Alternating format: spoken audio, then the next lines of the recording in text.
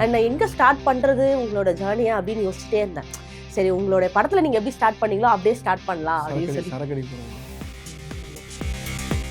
விஷால் சாருக்கு வந்து அந்த அன்னகோண்டா அந்த மேட்டர் வந்து எப்படி ட்ரால் பண்ணுவாங்க, அது வந்து மார்க் ஆண்டனியில் அவரே சொல்லும்போது ஸோ நம்ம செல்ஃப் ட்ராலே பண்ணால் கொஞ்சம் பெட்டராக இருக்குமோ அப்படின்னு பேசிட்டு நான் சொன்னேன். அவர் சொன்ன நானும் யோசிச்சு தானே இருந்தேன், எங்கே வைக்கிறதுன்னு தெரியல. சாரி மச்சான், எனக்கு கதை பிடிக்கலன்னா நான் தூங்கிடுவேன்டா. ஹாட்ஸ்பாட் 1 முடிச்சோன்னா அந்த சக்ஸஸ் பார்ட்டி ஒன்று நடந்தது. அதில் அண்ணா எனக்கு தனியாக கூப்பிட்டு நான் அடுத்த ஒரு படம் பண்ணுறேன், நான் ஒன்று தான் பேச போகிறேன் அப்படின்னு ஹோப் கொடுத்தாரு. டக்குன்னு பார்த்தா ஹாட்ஸ்பாட் 2 பண்ணுறாங்க. அதில் கூப்பிடவே இல்லை. சரி எல்லாரும் மாதிரி சொல்கிறாரு போல், இருக்கு பண்ணலாம் ப்ரோ அப்படின்னு சொல்லிட்டு போயிடும். பார்த்தா ஹாட்ஸ்பாட் 2ல் கால் பண்ணேன். நானே வந்து நிறைய பேசுகிறோமோ, கவுண்டர் இருக்குது அப்படி பண்ணால் ஆடியன்ஸ் லைக் யாரா இவன் வந்துகிட்டே இருக்கான் அப்படின்ற மாதிரி ஆகிடும். அப்புறம் ஃபுல்லாக அவரே அண்ணா இங்கெல்லாம் வேணாம், நான் நிறைய வருதுண்ணா, கவுண்டர்ன்ற மாதிரி ஆகிடும். நல்லா இருக்கா சொல்லிட்டு அவரு இன்னும் கொஞ்சம் ஆட் பண்ணாரு. ஆக்சுவலாக நான் சொல்லக்கூடாது, ஒரு இடத்துல ஒரு சீன் வரும் ப்ரீ கிளைமேக்ஸ் கிட்ட, அது ரொம்ப கிரிட்டிக்கலான சீரியஸான சுச்சுவேஷன். நான் சும்மா அங்கே கலாச்சிட்டு பேசிட்டு இருக்கும்போது அது அப்படின்ட்டு சூப்பராக இருக்குடா நான் சொன்னேன், எல்லாரும் சிரிச்சிட்டாங்க. டே சூப்பராக இருக்குது, நான் இதுக்கு ஒரு ஷார்ட் இருக்குன்னு அவர் இதுக்குன்னு ஒரு ஷார்ட் வச்சார். ஓகே, இந்த மாதிரி வேற ஏதாச்சும் ஷோ உங்க கிட்ட வந்து அது தள்ளி போயிருக்கா? டக்குன்னு ரக்ஷன் நான் கால், சரிடா தங்கத்தோட வரடா, நீ கிளம்பி வாடா கேட்குறாங்கடா யாராவது. அப்போ வந்து குக் வித் கோமாளி இவ்வளோ ஹிட் ஆகுமா நமக்கு தெரியாது. ஓகே நானும் மென்டலாக ப்ரிப்பேர் ஆகிட்டேன். ஓகே அது நமக்கு ஹிட் ஆகல, அந்த ஷோ ஹிட் ஆயிருந்ததுன்னா டே நீங்கள் ஒன்றுனா அப்படி நான் கிளம்பி போயிருப்பேன். இப்போ ரீசெண்டாக கில்லாடி ஜோடி ஜீ தமிழ்ல பண்றீங்க. ஃபர்ஸ்ட் டைம் உங்க ஒய்ஃபோட அதுல வந்து நீங்க பார்ட்டிசிபேட் பண்ணீங்க. நிறைய பேர் வந்து இவரு கல்யாணம் ஆயிடுச்சிங்களா அப்படின்ற மாதிரி பார்த்தாங்க. இது முன்னாடி பட்டாலும் திட்டுவா, ஓ அப்பா அப்படி இருக்க நீ, ஓ அப்ப நீங்க வந்து மறைச்சு வச்சிருக்கீங்க. Hello all, this is Madhumitha from final cut. And இன்னைக்கு நம்ம கூட ஆக்டர் அமர் அவர்கள் ஜாயின் பண்ணியிருக்காங்க. அவங்ககிட்ட நிறைய விஷயங்கள் கேட்டு தெரிஞ்சுக்க போகிறோம். டோட்டலாக வேற மாதிரி இருக்கீங்க, ரொம்ப அமைதியாக இருக்கீங்க. இப்படிதான் உங்கள் கேரக்டரேவா இல்லை படத்தில் பார்க்கும்போது எங்களுக்கு வேற மாதிரி இருந்துச்சு, பார்த்தா அவ்வளோ அமைதியாக இருக்கீங்க. ஸ்டார்டிங் அப்படிதான் இருக்கும், பழகிட்டீங்கன்னா அப்புறம் ஓகே. அண்ட் நான் எங்கே ஸ்டார்ட் பண்ணுறது உங்களோட ஜேர்னியா அப்படின்னு யோசிச்சுட்டே இருந்தேன். சரி, உங்களோட படத்தில் நீங்கள் எப்படி ஸ்டார்ட் பண்ணீங்களோ அப்படியே ஸ்டார்ட் பண்ணலாம் அப்படின்னு சொல்லி. சரக்கடி போகிறோமா இல்லை படத்தில் அப்படிதான் ஸ்டார்ட் பண்ணி இல்லை நான் அப்படி சொல்லல. ஸோ எப்படின்னா நீங்கள் அவருக்கு வந்து அஸ்வின் ப்ரோக்கு வந்து எந்த விஷயம் வந்து ரொம்ப அவளுக்கு ஒரு மைனஸாக போய் முடிஞ்சதோ அதை வச்சு நீங்கள் வந்து காமெடி பண்ணி ஸ்டார்ட் பண்ணியிருப்பீங்க. ஸோ அது செட்டில் பேசும்போது எப்படி இருந்துச்சு, அவர் அக்செப்ட் பண்ணிக்கிட்டாரா? ஆக்சுவலாக அஸ்வின் ப்ரோவே அது சொல்லியிருப்பாரு நிறைய இன்டர்வியூவில்.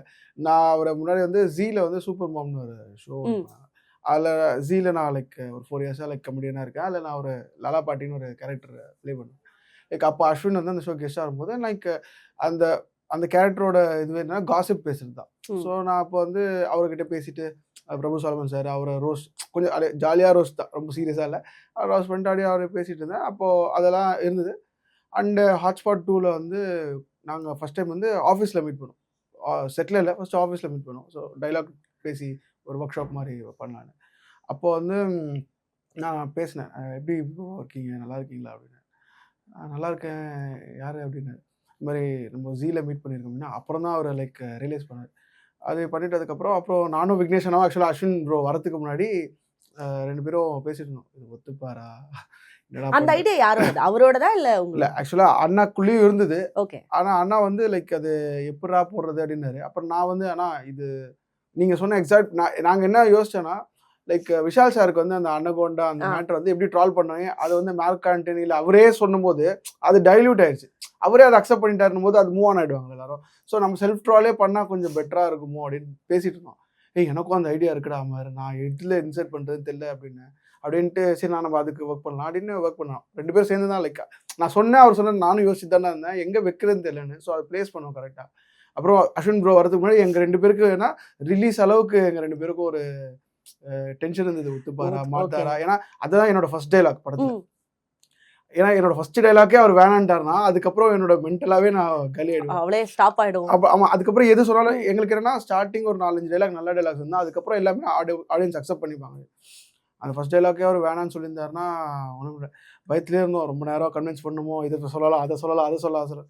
அவர்கிட்ட சொன்னோன்னே அவர் ஒரு விஷயம் பண்ணார், ஓகே தான் ப்ரோ அப்படின்ட்டாரு. நானும் அவர் பார்க்குறோம், இதுக்காக இவ்வளோ யோசிச்சுட்டு இருந்தோம் அப்படின்ற மாதிரி. அது அவர் சொன்னோடனே அவருக்கு என்ன இருந்ததுன்னு தெரில. மேபி அவரும் இதை பிரேக் பண்ணணும் அப்படின்னு நினைச்சாரா தெரியல. அவர் சொன்னோன்னே ஓகே தான் அப்படின்ட்டு. படத்துல வந்து நீங்க வர சீன்ஸ் எல்லாமே நாங்க ரொம்ப ரசிச்சோம், ரொம்ப சிரிச்சோம். ஆக்சுவலா அவ்வளோ நல்லா இருந்துச்சு எல்லா சீன்ஸுமே. எல்லாமே கேரக்டர் வைஸ்ல அவங்க கொடுத்தபடியே நீங்க வந்து பெர்ஃபார்ம் பண்ணீங்களா? உங்களுடைய ஒர்க் ஏதாச்சும் அதுல இருந்துச்சா? ஆக்சுவலாக ஹாட்ஸ்பாட் 1 முடிச்சோன்னா அந்த சக்ஸஸ் பார்ட்டி 1 நடந்தது. அதில் அண்ணனை தனியாக கூப்பிட்டு நான் அடுத்த ஒரு படம் பண்ணுறேன் ஒருத்தர் வச்சு, அது ஃபுல் லென்த் படம், அதில் நீ தானே பண்ணுற, நான் உன்னை தான் பேச போகிறேன் அப்படின்னு ஹோப் கொடுத்தாரு. டக்குன்னு பார்த்தா ஹாட்ஸ்பாட் 2 பண்ணுறாங்க, அதில் கூப்பிடவே இல்லை. இவர் கூப்பிட்றேன்னாரு, அப்புறம் கூப்பிடவே இல்லை அப்படின்னு ஒரு மாதிரி ஆயிடுச்சு. சரி எல்லாரும் மாதிரி சொல்கிறாரு போல் அப்படியே நம்ம பார்க்கும்போது சொல்லிட்டு ஒன்று சொல்லுவாங்கள்ல, இருக்கு பண்ணலாம் ப்ரோ அப்படின்னு சொல்லிட்டு போய்டும். அதை பார்த்தா ஹாட்ஸ்பாட் 2ல் கால் பண்ணார். அமர் ஃப்ரீயாக இருக்கியா அப்படின்னாரு. ஃப்ரீயாக தானே. ஹாட்ஸ்பாட் 2ல் ஒரு ரோல் இருக்குது, ஹாட்ஸ்பாட் 1 அளவுக்கு இல்லை, ஒரு சின்ன ரோல் தான் அப்படின்னு. ஆனால் எதுவாக இருந்தாலும் பரவாயில்ல, நான் வந்து பண்ணுறேன் அப்படின்னு போனேன். ஒரு ரூம்குள்ள அண்ணன் உள்ள பேசிக்கலாக நான் ஒரு ரைட்டரு, ஸோ அதனால் எனக்கு ஃபஸ்ட்டு ஸ்கிரிப்ட் படிக்க வச்சிட்டேன். நீ படிடா அப்படின்ட்டு அவர் கதவுலாம் சாத்திட்டு போயிட்டார். என்ன கதவுலாம் சாத்திட்டு போயிட்டார். நான் படம் ஃபுல்லாக அஸ்வின் படித்து சூப்பர் அப்படியே போயிட்டு இருந்தது. நல்லா இருந்தது. நல்லா வெளில வந்துட்டேன். நான் சூப்பராக இருக்குண்ணா கதை. இது எதுனா அந்த ஃப்ரெண்ட் ரோலில் அந்த ரோல் பண்ணேண்ணா. இல்லைடா அது வந்து நம்ம ப்ரொடியூசரோட ஃப்ரெண்டு இன்வெஸ்டர் ஒருத்தர். ஓகே. அப்போ எதுக்கு நான் கூப்பிட்டீங்க? இல்லைடா நம்ம ஒரு ரோல் ஆட் பண்ணுவோம் இதில். ஓகே அப்படியாண்ணா, எப்படிண்ணா? இல்லைடா நம்ம பேசுவோம், கேரக்டரிஸ்டிக்காக பேசுவோம், அதுக்கப்புறம் நீயே கொண்டு போய் டெவலப் பண்ணிட்டு வா அப்படின்னாரு. ஸோ அதுக்கப்புறம் நாங்கள் பேசி ஒரு நிறைய கேரக்டர் பேசுவோம். கடைசியில் இந்த சரக்கடை குட்டி மகன் அந்த கேரக்டர் தான் கிடச்சிது. அது ஓகேடா, அதை வச்சு பொண்ணுங்களே பிடிக்காத, லவ்வே பிடிக்காத ஒரு கேரக்டராக இருக்கட்டும் அப்படின்ற மாதிரி பேசுவோம். ஓகே நான் சொல்லிட்டு நான் அந்த ஸ்கிரிப்ட் ரியல் லைஃப்ல அப்படியா? இல்லை லைக் எடுத்துகிட்டு போயிட்டு 1 வீக் கழிச்சு நான் டெவலப் பண்ணி எடுத்துகிட்டு வந்து கொடுத்தேன். அண்ணாக்கு ஃபஸ்ட்டு சொல்கிறேன், ஃபஸ்ட்டு ஒரு காமெடி, ஃபஸ்ட்டு அப்போ இது இல்லை, அந்த தூங்குற மேட்ரு கிடையாது, அது இல்லை ஃபஸ்ட்டு. அப்புறம் நான் சொல்கிறேன் ஓகே தாண்டா, இது ஓகே தாண்டா அப்படின்னாரு. அடுத்தவனு சொல்கிறேன் ஓகே தாண்டா. அடுத்தவனு சொன்னாலும் அவர் சூப்பராக இருக்கடா சூப்பராக இருக்கா. அப்புறம் சரி எல்லாத்தையும் அனுப்பி எது நல்லா ஒர்க் பண்ணலாம் அப்படின்னு அனுப்பிச்சிட்ட உடனே அந்த டிங்க் மேட்ரு ஒன்று பண்ணியிருந்தலடா, அது பிளாஸ்டா, அது டிங்க் எனக்கு ரொம்ப பிடிச்சிச்சு. நீ எங்கே இருக்க, நாளைக்கு நம்ம லைக் ஒரு காஃபி ஷாப்பில் உட்காந்து இன்னும் கொஞ்சம் டெவலப் பண்ணலான்னு. அப்புறம் ஒரு காஃபி ஷாப்பில் போயிட்டு நானே வந்து நிறைய பேசுகிறோமோ, கவுண்டர் இருக்குது அப்படி பண்ணால் ஆடியன்ஸ்க்கு லைக் யாரா இவன் வந்துகிட்டே இருக்கான் அப்படின்ற மாதிரி ஆகிடும். தேவையான இடத்துல மட்டும் வச்சேன். ஆனால் வந்து இல்லை ஒர்க் அவுட் ஆகுது, இன்னும் கொஞ்சம் பண்ணலாம் அப்படின்ட்டு ஒரு காஃபி ஷாப்பில் உட்காந்து போது தான் அந்த தூங்குற மேட்ரு டிரைவ் ஆச்சு. அப்புறம் ஃபுல்லாக அவரே அண்ணா இங்கெல்லாம் வேணாண்ணா, நிறைய வருதுண்ணா, நான் நிறைய வந்துகிட்டே இருக்கா, ரிப்பீட் கவுண்டர்ன்ற மாதிரி ஆகிடும். நான் இல்லை நல்லா இருக்குடா சொல்லிட்டு அவர் இன்னும் கொஞ்சம் ஆட் பண்ணார். நான் ஒரு 10 டைலாக்ஸ் ஒர்க் பண்ணேன்னா அவர் இல்லைடா இதுவும் பண்ணலான்னு சொல்லிட்டு நாங்கள் பேசி ஒரு 20 டைலாக்காக மாற்றினோம். ஸோ அங்கேருந்து ஸ்பாட்டுக்கு போச்சு. ஸ்பாட்டில் ஒரு 2-3 விஷயம் இருந்தது. படத்தில் ஒரு டைலாக் இருக்கும், லைக் லவ் பண்ணால் ஃப்யூச்சரே இல்லை, இவன் ஃப்யூச்சரில் போய் லவ் பண்ணுறான் அப்படின்ற மாதிரி. அது என்ன சொன்னார்னா, அவனை அஸ்வின் நீங்கள் பாஸ் பண்ணிட்டு போகும்போது டைலாக் த்ரோ பண்ணிட்டு போனார். நான் சொன்னேன்னு எல்லாரும் சிரிச்சிட்டாங்க. அதுக்கு டே சூப்பராக இருக்குது, நான் இதுக்கு ஒரு ஷார்ட் வைக்கிறேன்னு அவர் இதுக்குன்னு ஒரு ஷார்ட் வச்சார். லைக் பாசிங் டைலாக்கு ஒரு ஷார்ட் வச்சு எடுத்தார். ஸோ அதுவுமே தியேட்டரில் அன்றைக்கி செலிபிரிட்டி ஷோவில் பக்கா ஒர்க் அவுட் ஆச்சு. கண்டிப்பா. அண்ட் வந்து இப்போ நீங்க சொன்ன மாதிரி அடுத்தடுத்து கவுண்டரா வந்துட்டே இருக்கும். அஸ்வின் ப்ரோ அதுக்கு ஓகே சொன்னாரா? ஏன்னா நீங்க நிறைய வந்து அஸ்வின் ப்ரோவை கிண்டல் பண்ற மாதிரியான, அவரை டீஸ் பண்ற மாதிரியான லைட்டா அப்படி இருக்கும். அதுக்கு அவரோட ரியாக்ஷன்ஸ் என்னவா இருந்துச்சு? ஒரு 2-3 டைலாக் தான் அஸ்வின் ப்ரோ அந்த 2-3 டைலாக் இருக்கும். அதான் அவர் ஸ்டார்டிங்ல அவர் அந்த பொண்ணுங்கிட்டலாம் அப்ரோச் பண்ற இடத்துல நான் அவரை டீஸ் பண்ணியிருப்பேன், ஃபுல்லாக கலாய்க்கிற மாதிரி இருக்கும். அவர் எதுவுமே இதில் அவர் ரொம்ப ஆக்சுவலாக அவர் ஒரு ரொம்ப ஸ்போர்ட்டிவான ஆள், சீரியஸாகவே ரொம்ப ஜாலியான ஒரு ஆள். அந்த டைம் எடுத்துப்பார்ல பழக சொல்லுவாங்களே, கொஞ்சம் இருப்பாங்க அவையாக இருப்பாங்க. அப்புறம் ஒரு நாள் கொஞ்சம் கிட்ட அந்த மாதிரி தான் அவர். ஸோ அவர் நம்ம நினைக்கிற மாதிரிலாம் கிடையாது. அவர் ரொம்ப ஜாலியான விஷயம், ரொம்ப ரொம்ப ரொம்ப ஜாலியாக இருப்பார். ஒரு இடத்துல ஆக்சுவலாக சொல்லக்கூடாது, ஒரு இடத்துல ஒரு சீன் வரும், கிளைமேக்ஸ், அது ப்ரீ கிளைமேக்ஸ் கிட்ட, அது ரொம்ப கிரிட்டிக்கலான சீரியஸான சுச்சுவேஷன்.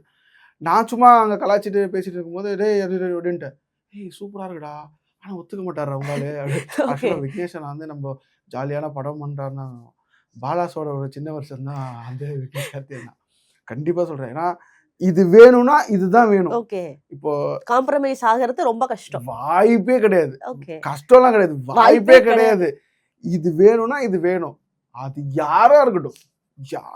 இது அதாவது இந்த டைலாக், ஆனால் இப்போ இந்த டைலாக் இருக்கு, இது இப்படி சொல்லலாமா, இல்லை அவர் இப்படி சொன்னாலே அது நல்லா இருக்கும்ல அப்படின்னு. அப்போ எப்படின்னா நமக்கே நம்ம சொன்னது வந்து ஒர்க் அவுட் ஆகாதோ அப்படின்ற மாதிரி, ஓகே அவர் சைட்ஸ் அவர் சொல்றது ஓகே தான் அப்படின்ற மாதிரி இருக்கும். பட் அது ஒர்க் அவுட் ஆகும். ஸோ மேபி அவரோட ஜட்ஜ்மெண்ட் கரெக்டாக இருக்கும். ஏன்னா 1ல் வந்து நான் ஃபுல்லாக அவர் சொன்னது மட்டும் தான் பண்ணேன்.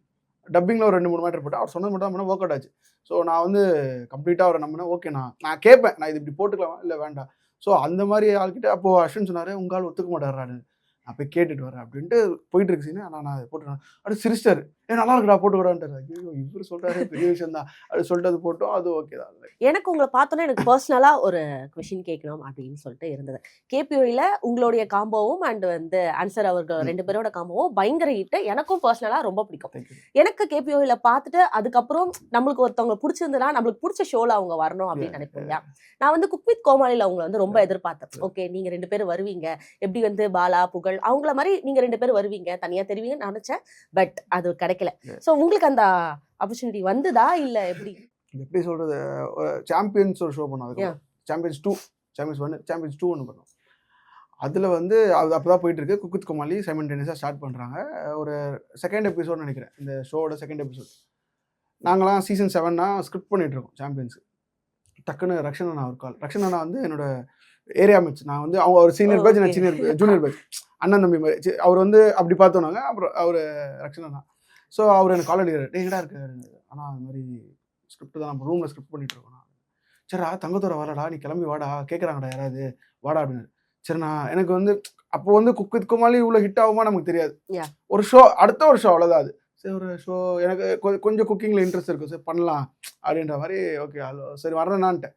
எப்படி என்னடா அப்படி ஃபோன் வந்துச்சு, பசங்கடா இல்லைடா அது மாதிரி கூப்பிட்றாங்க போகிறேன். ஏய் நீ போயிட்டா அப்புறம் ஸ்கிரிப்ட் பண்ணுறது அப்படின்னாங்க.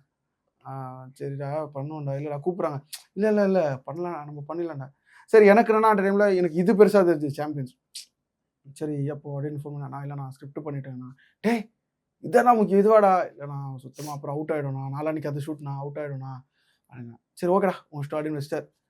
சரி ஓகே ஓகே நானும் மென்டலாக ப்ரிப்பேர் ஆகிட்டேன். சரி ஓகே அது நமக்கு ஹிட் ஆகல, அந்த ஷோ ஹிட் ஆயிருந்ததுன்னா டேய் நீங்கள் ஒன்றுனா அப்படின்னு நான் கிளம்பி போயிருப்பேன். ஹிட் அது அப்போ தான் ஃபஸ்ட் சீசன் போயிட்டு இருக்கு.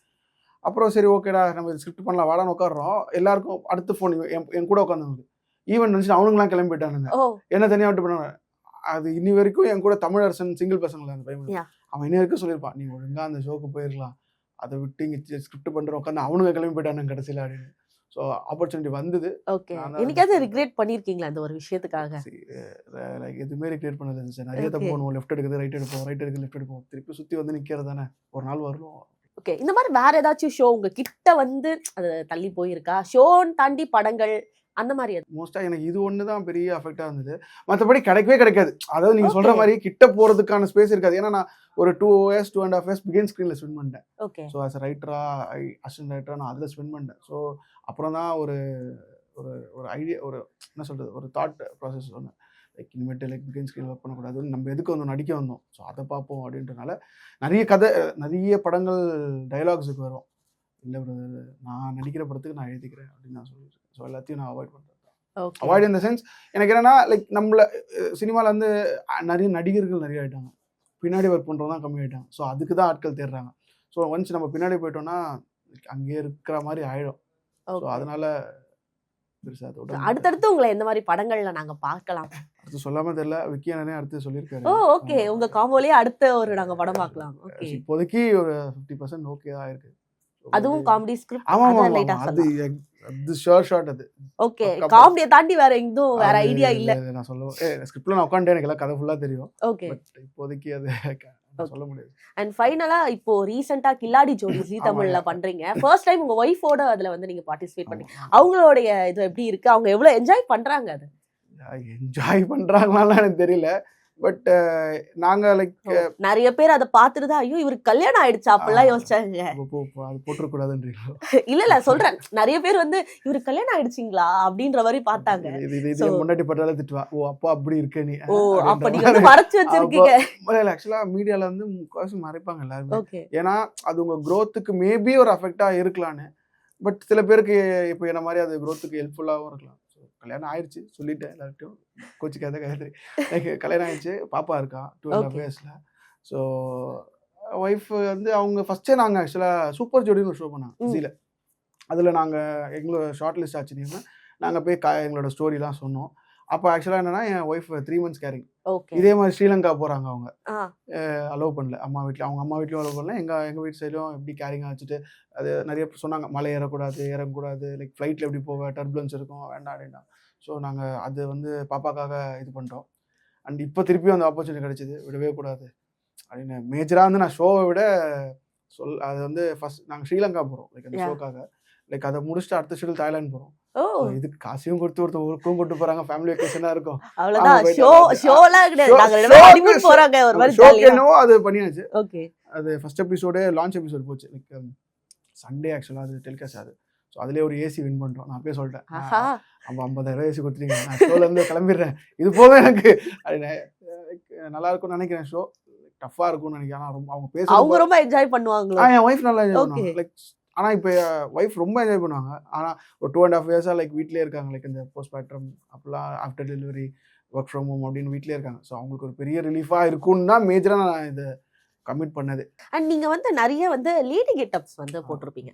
ஸோ லேடி கெட்டப் உங்களுக்கு ஒரு பிளஸ்ஸா இருந்தாலுமே ஆனா வந்து உங்களை பேக் ஸ்டேஜ்லயா இருக்கட்டும் வேற யாராச்சும் வந்து ரொம்ப கிண்டல் பண்ணுவாங்க, ரொம்ப தாழ்வா பேசியிருப்பாங்க இல்லையா? அந்த மாதிரி ஏதாவது ஃபேஸ் பண்ணியிருக்கீங்களா? தாழ்வாலாம் யாருமே பேசுனதில்லை. ஆனால் எனக்குள்ள அந்த ஒரு இது இருக்கும். ஓகே, என் கூட பண்றவங்க எல்லாருமே டக்கு டக்குன்னு ரெடி ஆகிட்டு நான் இப்படியே இருப்பேன், காலையிலேருந்து நைட் வரைக்கும் அப்படியே இருப்பேன். அது வலி வந்து சொல்ல முடியாது. பொண்ணா ரெடி ஆகுறதே கஷ்டம், மாத்தி ரெடி ஆகுறது ரொம்ப கஷ்டம். ஏன்னா எதுவுமே சைஸ்ல கரெக்டா இருக்காது வேர் பண்றதுக்கு. இப்படியே இருப்பேன் நான் ஃபுல்லா. அந்த உள்ள பிளவுஸ் போடுவாங்களா, அது வந்து லைக் ஐயோ இப்படியே இருப்பேன், மூச்சு பிடிக்கும் என்னால். அது மடிசார் வேற கட்டுவாங்க. நான் ரெஸ்ட் ரூம் போயிட்டு வரதுலேருந்து எனக்கு லைக் காலையில் ஒரு 11 o'clock நான் போட்டேன்னா எனக்கு அது பெரிய ஒரு இதுவாக இருக்கும். ரெஸ்ட் ரூம் போகிறதே கஷ்டமாக இருக்கும்.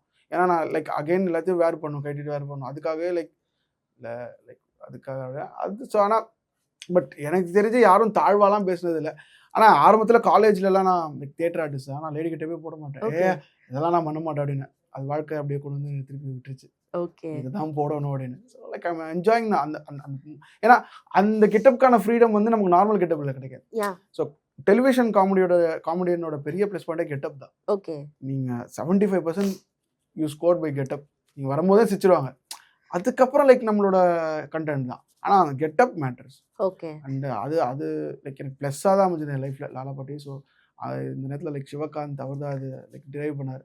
கனா ப்ரொடக்ஷன் சிவகாந்த் அவர் தான் இந்த கேரக்டர் பண்ணேன். ஃபர்ஸ்ட் நீங்க எந்த கேரக்டர் போட்டிங்கன்றது உங்களுக்கு ஞாபகம் இருக்கா? ஃபர்ஸ்ட் நான் ஜென்ரல் நார்மலாக ஒரு அதாவது நானும் ஆன்சராக பண்ணியிருப்போம் லைக் சீசன் 7ல். ஓகே, ஃபர்ஸ்ட் கண்டஸ்டன்ட் நைட், அதாவது காலையில் 10 மணிக்கு வர வச்சாங்க, ரோல் ஆனது நைட்டு 12 மணிக்கு.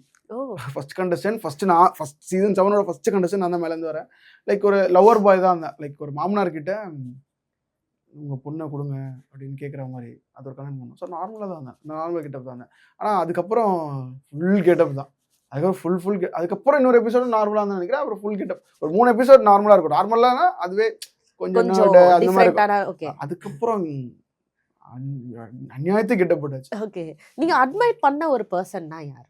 நிறைய பேர் இருக்காங்க. நான் ஒரு கல்லூரி வினோத்தனா, ஓகே, மாரி படத்தில் அடி தாங்கிறோம், அவர் என் சீனியர். நாங்களா ஒரு தியேட்டர் கிளாஸ். அவர் அந்த யோகியா நான் நித்யானந்தா பண்ணியிருப்பாள் கேபியில், அவரும் என் சீனியர் தான். ராஜா அண்ணா. ஸோ எங்கள் காலேஜ்லேருந்து நிறைய பேர் இருக்காங்க. காலேஜ் இந்த சென்ஸ் எங்கள் தியேட்டர் டீம்லேருந்து நிறைய பேர் மீடியாவில் இருக்காங்க. ஸோ எல்லாருமே நான் அட்மிட் பண்ணுறேன்.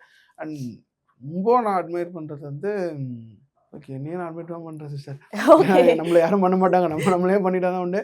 லைக் எவ்வளோ அதாவது மீடியாவிலேருந்து வெளியில் போயிடலாம் வேண்டாம், செட் ஆகாது, நமக்கு எதுவும் பெருசாக கிடைக்கலன்னு நினைக்கும் போலாம் திருப்பியும் அந்த மீடியா நம்மளை திருப்பி கூப்பிட்டு நானும் இந்த மீடியா விடாமல் இருக்கேன். மீடியாவை என்ன விடாமல் இருக்குன்னா நான் என்ன அட்மையர் பண்ணுறத தவிர யாருமே. அடுத்து ஜீ தமிழ்ல அடுத்தடுத்து நிறைய ப்ராஜெக்ட் பண்ணிக்கிட்டே இருக்கீங்க. இப்போ ஷோ பண்றீங்க, அடுத்து சீரியல் ஒன்று வந்து லான்ச் ஆயிருக்கு. ஸோ அதோட எக்ஸ்பீரியன்ஸ் அதை பற்றி சொல்லுங்க. அது எப்படின்னா ஒன்றும் வரவே வராது, வந்தால் மொத்தமாக வரும்ன்ற மாதிரி. 23rd பரவ ரிலீஸு, ஓகே, 25th கில்லாடி ஜோலி release, and 26th serial Vaagai Soodava launch. ஆக்சுவலாக பிரதாப் அண்ணா டேரக்டர், அவருக்கு தேங்க்ஸ் பண்ணிக்கிறேன். ஏன்னா அவர் லைக் ரொம்ப வருஷமாக லைக் அவர் படம்லாம் பண்ணும்போதே நான் அவரை ஃபாலோ பண்ணுறேன். லைக் அதுக்கப்புறம் ரீசெண்டாக ஒரு இன்னொரு சீரியல், முன்னாடி ஒரு சீரியல் முடிஞ்சது, அதில் ஒரு கேமியோ கூப்பிட்டார். ஸோ அது ஒர்க் அவுட் ஆச்சு. அவர் ஞாபகம் வச்சுட்டு லைக் அடுத்தடுத்த சீரியல் கூப்பிட்டார். நான் தான் சீரியல்லாம் பண்ணக்கூடாது வரும், இவருக்கு பதில் இவருக்கு பதில். ஏன் சீரியல் வேண்டாம்? அது சீரியல் ஆர்டிஸ்டே 2-3 பேர் சொல்லிருக்காங்க, டே நீ வெப் சீரிஸ் பண்ற, ரியாலிட்டி ஷோ பண்ற, எதுக்குடா சீரியல் பண்ற? நாங்கள் எங்களெல்லாம் ஸ்டாம்ப் பண்ணி உட்கார வச்சாங்க சீரியல் ஆர்டிஸ்ட். நல்லா இருப்பாங்க, லுக்கா இருப்பாங்க, நிறைய ஃபாலோவர்ஸ் வச்சிருப்பாங்க. பட் அதுவுமே அதை தாண்டி அவங்க சீரியல் ஆர்டிஸ்ட் ஒரு ஸ்டாம்பில் மாட்டிருக்காங்க. நீ வந்து வர லைக் நல்லா பண்ற, வெப் சீரிஸ் பண்ற, படம் பண்ணிட்டு இருக்க, சீரியல் கூட வராதண்ணா. பட் இருந்தாலும் சர்வைவல்னு ஒன்று இருக்குல்ல. நான் ஹாட்ஸ்பாட் 2க்காக தான் வெயிட் பண்ணியிருந்தேன். ஸோ அந்த கேப்பில் எதுவுமே பண்ணல, லிட்டரலாக எதுவுமே பண்ணல, ரியாலிட்டி ஷோஸ் மட்டும் பண்ணியிருந்தேன். கொஞ்சம் இன்கமாகவே டைட்டாக தான் இருந்தது. ஸோ அந்த டைமில் ஒருத்தர் கூப்பிட்டு ஹீரோ கூடவே இருக்க மாதிரி ஒரு ரோலு நான் ஒரு 6 நாள் 7 நாள் வரும் மாதம் வரும்போது நம்ம வேணான்னு சொல்ல முடியாது. ஸோ அப்படி தான் பிரதாப் பண்ண தேங்க்ஸ் அவருக்கு.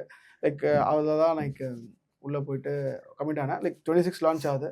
ஸோ இர்ஃபான் பிரதர் கூட அவருக்கு ஒரு பெரிய கம்பேக்காக இருக்கும் அந்த சீரியல். இப்போ ஆர்ட் விசஸ் மணின்னு ஒரு விஷயம் இருக்கு இல்லையா? ஸோ நீங்க என்னதான் நம்ம ஹார்ட் நம்ம ஓடிக்கிட்டே இருந்தாலும் மணின்றது ரொம்ப இம்பார்ட்டன்டான ஒரு விஷயம். அதுக்கு நீங்க என்ன பண்றீங்க? ஆர்ட் பண்ணணும்னாலே மணி வேணுங்க. ஓகே. அதான் உண்மை. லைக் எப்படி சொல்றது, 2 விஷயம் தான் மீடியாவில். ஒன்று பணம் இல்லை புகழ். இது 2த்துல ஒன்று கிடைச்சாலும் இன்னொன்று கிடைச்சிடும். ஓகே. ஸோ 2மே கிடைக்காம சுற்றிட்டு இருக்கேன் தான் நான். ஸோ ஏதாவது ஒன்று கிடைச்சதுன்னா இன்னொன்று ஆட்டோமேட்டிக்காக புகழ் இப்ப கிடைச்சிருச்சு கண்டிப்பா. ஹாட்ஸ்பாட் மூலமா. ஸோ புகழ் கிடைச்சுன்னா காசு கிடைக்குங்க. காசு Okay. கிடைச்சுன்னா புகழ் கிடைக்கும். அவ்வளோதாங்க. இது 2த்துல ஏதாவது ஒன்று தான். இது 2த்துக்கு தான் நம்ம ஓடுறோமே. ஒன்று பேர் இல்லை பணம். பேர் வந்துச்சுன்னா பணம் வந்துடும், பணம் வந்துச்சுன்னா பேர் வந்துடும். ஸோ அது என்ன சொல்கிறது, சங்கர் சார் சொன்ன மாதிரி தான், சினிமாவை நம்ம லவ் பண்ணிகிட்டே இருக்கோம். என்னைக்காவது திருப்பி லவ் பண்ணும்போது ரொம்ப லவ் பண்ணும். ஸோ வெயிட் பண்ணுவோம் அப்படின்னு வெயிட் பண்ணுவோம். ஸோ ஆப்வியஸாக லவ் பண்ண ஆரம்பிச்சிருச்சு. அதான் அது ஃபர்ஸ்ட் சைட் உங்களை பார்க்கும்ல, திரும்பி டே பார்த்துட்டாலும் அந்த பொண்ணு அந்த மாதிரி பார்த்துருக்கு. அதில் மாறுமான்றது கண்டிப்பா மாறும். அண்ட் தேங்க்யூ உங்க வேல்யூபிளான டைம் எங்க கூட ஸ்பெண்ட் பண்ணதுக்கு. தேங்க்யூ.